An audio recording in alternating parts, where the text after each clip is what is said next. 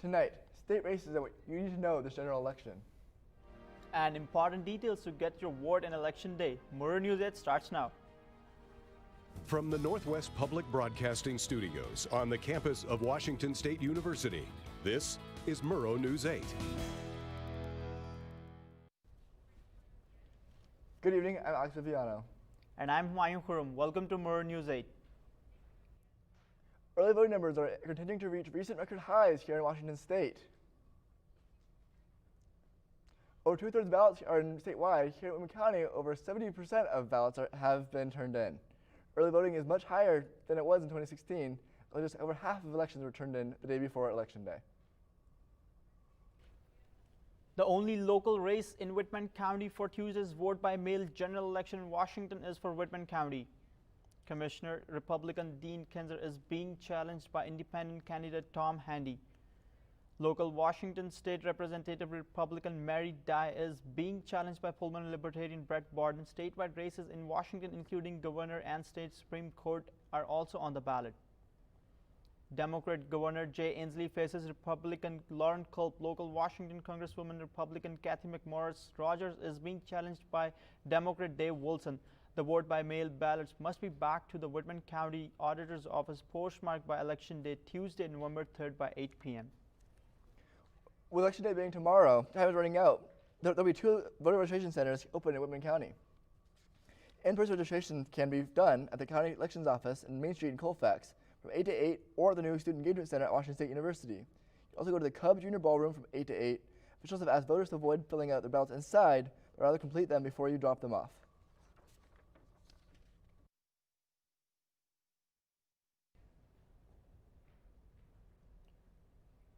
Chris Skidmore, Deputy Director of Whitman County Public Health, has been appointed. Interim Director Skidmore was appointed by the Whitman County Commissioners on Monday. He will be replacing Troy Henderson, who has accepted a new job with the Department of Defense. The 15th would be the last day of Henderson. Whitman County Library has been awarded a grant totaling more than $90,000 to improve Wi-Fi connectivity and other technological resources. The funding was given through the COVID-19 Nonprofit Relief Program. A spokesperson for the library says funds will be used to buy laptops will be available for checkout, in addition to webcams and Wi-Fi hotspots for remote meetings. All branches will also have a multifunction printer installed. These technological upgrades will be installed within the next few months. Pullman Police Department received 19 party calls over the Halloween weekend, and 40 nuisance party infractions have been issued so far. Pullman Police Chief Gary Jenkins said because of COVID-19, this year's Halloween was slighter compared to previous years. Police Chief said Pullman Police Department's calls were increased by 31% between the evening of October 28th and the morning of November 1st. The department received 19 party calls this year. The nuisance party ordinance prohibits individuals from hosting or allowing gatherings of more than 10 people on their property. Officers issued or will be issuing nuisance party infractions. East of the border will also see some competitive elections decided tomorrow. Republican Jim Risch faces 3 challengers for a seat in the U.S. Senate, including former State Representative Paulette Jordan. Republican Russ Fulcher faces 2 challengers for a seat in the House of Representatives, including Democrat Rudy Soto. All seats in the Idaho State Legislature and Senate are also being challenged.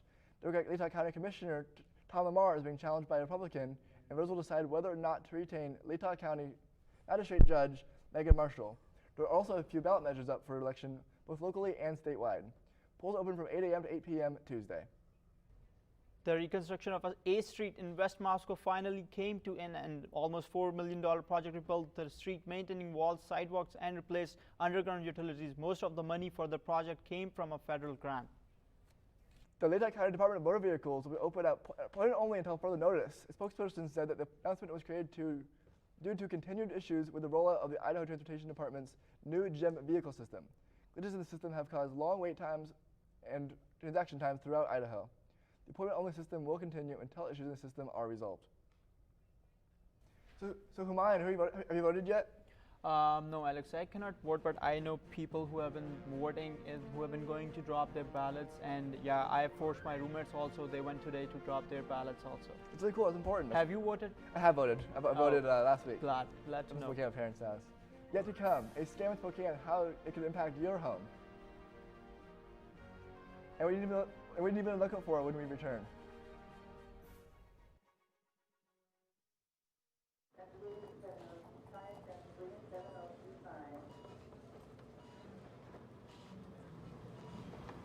It's okay to be scared. You don't have to be so strong.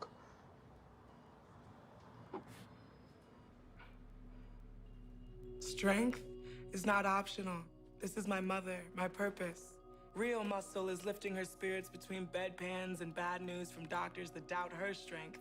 Strength is buried in bills, managing meds, and swallowing those moments of, Mom, it's me, your daughter. Remember? My strength is super, but I'm still human, right? Look who's here. There she is. Thanks for your patience. How you feel?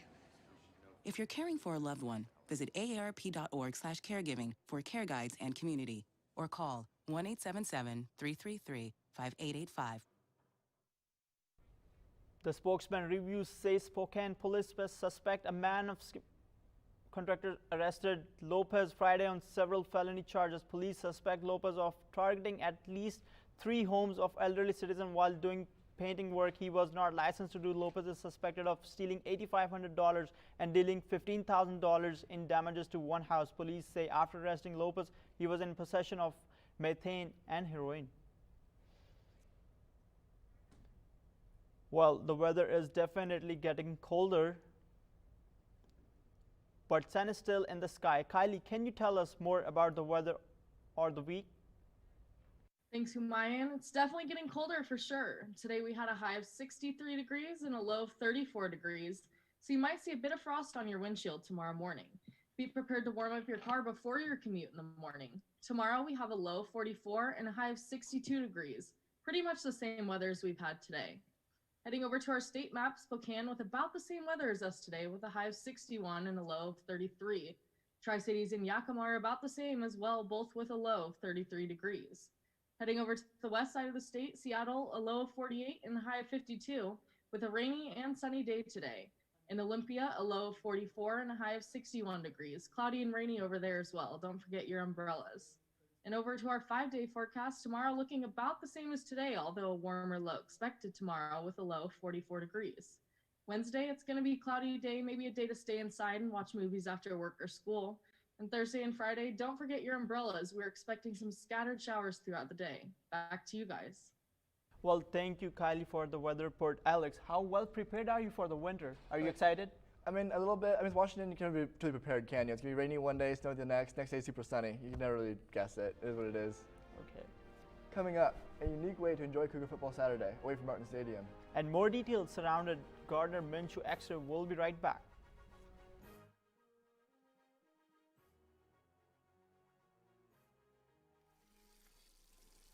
Let me tell you about the toughest guy on earth. He does the work of 2 jobs, but only gets paid for one. He's tough enough to feed the man that gave him a lifetime of nourishment. He has the crazy strength to lift the man that raised him up without even flinching. That's right. No employee of the month bonus check here. This guy, this warrior, will always be by his father's side, even if his dad will hardly remember. Good luck finding a gym to train for that. If this guy isn't the toughest guy on the planet, then I don't know who is. Caregiving is tougher than tough. Find the care guides you need at aarp.org/caregiving. Welcome back. I'm Cameron Limes with your sports. According to Theo Lawson of the Spokesman Review, Coach Rolovich has decided to start freshman quarterback Jaden DeLaura. The Hawaiian native will be starting this Saturday against the Oregon State Beavers. According to sources, Rolovich decided to not make the announcement to keep the Beavers guessing. DeLaura is the first freshman quarterback since Jeff Toole to start for the Cougs. WSU will be hosting a virtual game day lounge via Zoom. This event will start at 7 p.m. and is open to all students regardless of campus. During the event, there will be prizes and different awards. Honestly, kind of sounds like fun to me. To attend, students must make reservations at connections.wsu.edu. New x-rays show that Gardner Minshew has multiple fractures in his right thumb. According to ESPN, Minshew has discomfort in his thumb since the game on October 11th. Minshew did not tell coaching staff about his discomfort until the last game against the Chargers. Seahawks take the win against the 49ers in a 37-27 lead. During the game, Wilson completed 27 of 37 passes and showed again why he's an MVP candidate for a total of 261 yards and 4 touchdowns. Here's what he had to say about the win. Understanding that there's a mission to either come back or to finish the game and close the game out. I think that's something that we do better, than in my opinion, than anybody else in the world. When the Hawks Russ is hoping to keep the same mindset when the Hawks take on the Bills next week. And that's all I got for your sports for you. Cameron, tell me, how did you feel when Seahawks lost their first game against Arizona? Honestly, it was kind of disappointing, but there seems to be some sort of curse that we can't get past the Cardinals. Honestly, frustrating, but I'm really hoping that during the next few games we see Russ really pull it out and really show that he's got it. They got it. Yes, sir. I really hope so. Yet to come, Instagram's favorite alpaca and breakfast in bed. We'll explain more after this.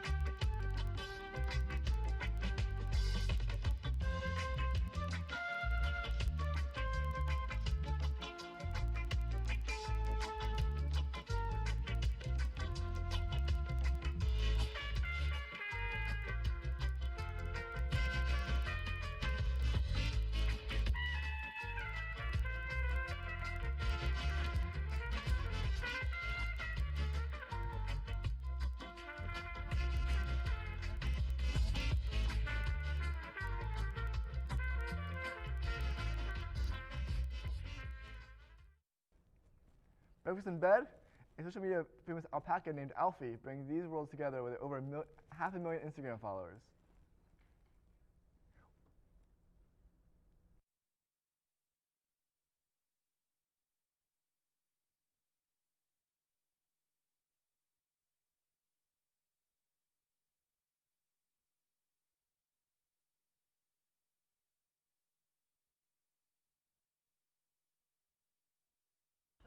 The video. I love it. Alpacas are so cute. I don't think alpacas like that night before. I've only seen them just like doing like wild animal things. Never like in an environment like that. You know what? The interesting fact is I have never seen this animal in Pakistan. Oh really? Yeah, I saw this for the first time here on the screen. So I didn't watch it either. To be honest with you, I've always seen them on like in like Oklahoma maybe, or see them on TV.